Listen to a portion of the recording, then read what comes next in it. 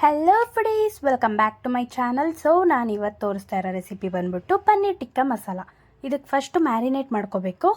So ಇದಕ್ಕೆ ಬೇಕಾಗಿರೋದು paneer, capsicum, onion, tomato ಮತ್ತು ಕರ್ಡು ಮತ್ತು ಮಸಾಲಾಸು. ಸೊ ಫಸ್ಟು ನಾನು ಪನ್ನೀರ್ಸ್ನ ಕ್ಯೂಬಾಗಿ ಕಟ್ ಮಾಡಿಕೊಂಡೆ. ಆನಿಯನ್, ಕ್ಯಾಪ್ಸಿಕಮ್, ಟೊಮೆಟೊ ಎಲ್ಲ ಸ್ಕ್ವೇರಾಗಿ ಕಟ್ ಮಾಡಿಕೊಂಡೆ. ಆಮೇಲೆ ಫಸ್ಟು ದೊಡ್ಡ ಬಟ್ಲು ತೊಗೊಂಡು paneer, onion, capsicum, chilli powder ಹಾಕ್ಕೊಳ್ಳಿ. ಖಾರ ಬೇಕಂದರೆ ಇನ್ನೂ ಸ್ವಲ್ಪ ಹಾಕೋಬೋದು. ಮಸಾಲಾಗೆ ಹಾಕ್ತೀವಿ, ನೋಡ್ಕೊಂಡು ಹಾಕಿ.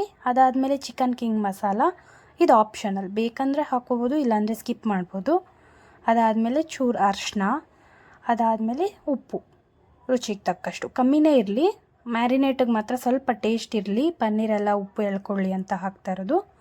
ಅದಾದಮೇಲೆ ಮೊಸರು ಕನ್ಸಿಸ್ಟೆನ್ಸಿ ನೋಡಿಕೊಂಡು ಮಿಕ್ಸ್ ಮಾಡಿಕೊಂಡು ಮೊಸರನ್ನ ಹಾಕ್ಕೊಳ್ಳಿ. ಸೊ ಇಷ್ಟು ಆಯಿತು. ಅದಾದಮೇಲಿಂದ ನಾವು ಫಸ್ಟು ಆನಿಯನ್ನು ಮತ್ತು ಟೊಮ್ಯಾಟೊ ಫ್ರೈ ಮಾಡ್ಕೋಬೇಕು. ಗ್ರೈಂಡ್ ಮಾಡ್ಕೊಳಕ್ಕೆ ಫಸ್ಟು ತುಪ್ಪ ಹಾಕ್ಕೊಂಡೆ. ಬಟರ್ ಯೂಸ್ ಮಾಡ್ಕೊಳ್ಳಿ, ಚೆನ್ನಾಗಿರುತ್ತೆ. ನಾನು ತುಪ್ಪ ಯೂಸ್ ಮಾಡ್ಕೋತಾ ಇದ್ದೀನಿ. ಆಮೇಲೆ ಮೀಡಿಯಮ್ ಸೈಜಲ್ಲಿ ಹಚ್ಚಿರೋ ಆನಿಯನ್ಸು, ಬೆಳ್ಳುಳ್ಳಿ, ಶುಂಠಿ, ಡೈರೆಕ್ಟಾಗಿ ಶುಂಠಿ ಬೆಳ್ಳುಳ್ಳಿ ಪೇಸ್ಟ್ ಕೂಡ ಹಾಕೋಬೋದು. ನಾನಿಲ್ಲಿ ಸಪ್ರೇಟಾಗಿ ಹಾಕ್ಕೋತಾ ಇದ್ದೀನಿ ಶುಂಠಿ ಬೆಳ್ಳುಳ್ಳಿ. ಅದಾದಮೇಲೆ ಚೂರು ಗೋಡಂಬಿ, ಜಾಸ್ತಿ ಗೋಡಂಬಿ ಹಾಕಿದ್ರೆ ಸ್ವೀಟ್ನೆಸ್ ಜಾಸ್ತಿ ಬರುತ್ತೆ, ಟೇಸ್ಟ್ ಚೆನ್ನಾಗಿ ಬರೋಲ್ಲ. ಒಂದು ಸತಿ ಹಾಗೆ ಆಗಿತ್ತು, ತುಂಬ ಸ್ವೀಟಾಗಿ ಹೋಗಿತ್ತು. ಅದು ಕಾಜು ಮಸಾಲ ಥರ ಇರುತ್ತೆ, ಪನ್ನೀರ್ ಟಿಕ್ಕಾ ಮಸಾಲ ಅನ್ಸೋದೇ ಇಲ್ಲ. ಅದಾದಮೇಲೆ ಚಕ್ಕೆ, ಮೊಗ್ಗು, ಲವಂಗ, ಪಲಾವ್ ಎಲೆ. ಸೊ ಮಸಾಲಾಸ್ ಏನೇನಿದೆ ಇಂಡಿಯನ್ ಸ್ಪೈಸಸ್ ಅದನ್ನೆಲ್ಲ ಹಾಕ್ಕೊಂಡೆ. ಅದಾದಮೇಲೆ ಟೊಮೆಟೊ ಆನಿಯನ್ ಇದೆಲ್ಲ ಹಾಕ್ಕೊಂಡು ಚೆನ್ನಾಗಿ ಒಂದು ಮೀಡಿಯಮ್ ಫ್ಲೇಮಲ್ಲಿ ಇಕ್ಕೊಂಡು ಚೆನ್ನಾಗಿ ಮಗ್ಗಿಸ್ಕೊಂಡೆ. ಅದಾದಮೇಲೆ ಬೇಕಂದರೆ ನೀವು ಮತ್ತೆ ಆಯಿಲ್ ಆರ್ ಬೆಣ್ಣೆನೇ ಹಾಕ್ಕೋಬೋದು. ನಾನಿಲ್ಲಿ ನೀರು ಹಾಕ್ಕೋತಾ ಇದ್ದೀನಿ, ಯಾಕಂದರೆ ಕ್ಯಾಲರೀಸ್ ಜಾಸ್ತಿ ಆಗುತ್ತೆ ಅಂತ ಒಂದು ರೀಸನ್ಗೆ ನಾನು ಇಲ್ಲಿ ವಾಟರ್ ಹಾಕ್ಕೊಂಡೆ. ನೀವು ಆಯಿಲು ಮತ್ತು ಬಟರ್ ಯೂಸ್ ಮಾಡಿದ್ರೆ ಟೇಸ್ಟ್ ನೆಕ್ಸ್ಟ್ ಲೆವೆಲಲ್ಲಿರುತ್ತೆ. ವಾಟರ್ ಹಾಕ್ಕೊಂಡ್ರೆ ಟೇಸ್ಟ್ ಕಮ್ಮಿ ಆಗುತ್ತೆ. ಇದು ನಿಮಗೆ ಬಿಟ್ಟಿದ್ದು.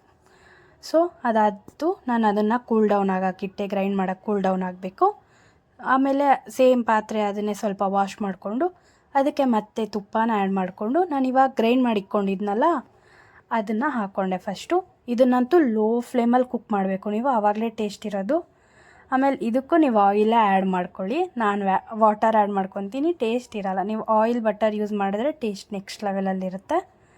ಸೊ ನಿಮ್ಗೆ ಯಾವ್ದು ಬೇಕೋ ಅದು, ಡಯಟಲ್ಲಿ ಇರೋರು ವಾಟರಲ್ಲಿ ಹಾಕ್ಕೊಳ್ಳಿ, ಡಯಟ್ ಅದು ಇದು ಏನಿಲ್ಲ ಅನ್ನೋರು ಆಯಿಲು, ಬಟರು, ಗೀ ಯಾವ್ದಾದ್ರು ಯೂಸ್ ಮಾಡಿ. ಆಮೇಲೆ ಇದಕ್ಕೆ ನಾನು ಆಗಲೇ ಚೂರು ಹಾಕಿದ್ದೆ ಮ್ಯಾರಿನೇಟ್ ಮಾಡೋಕ್ಕೆ ಚಿಲ್ಲಿ ಪೌಡರು. ಇನ್ನು ಸ್ವಲ್ಪ ಸ್ಪೈಸ್ ಬೇಕಲ್ಲ, ಅದಕ್ಕೆ ಇದಕ್ಕೂ ಚಿಲ್ಲಿ ಪೌಡರ್ ಹಾಕ್ಕೊಂಡೆ. ಮತ್ತು ಬೇರೆ ಮಸಾಲ, ಕೊರಿಯಾಂಡರ್ ಮಸಾಲ ಹಾಕ್ಕೋಬೋದು. ಚಿಕನ್ ಮಸಾಲ ಬೇಕಂದರೆ ಲೈಟಾಗಿ ಹಾಕ್ಕೊಳ್ಳಿ, ಬಟ್ ಟೇಸ್ಟ್ ಫ್ಲೇವರ್ ಚೇಂಜ್ ಆಗುತ್ತೆ.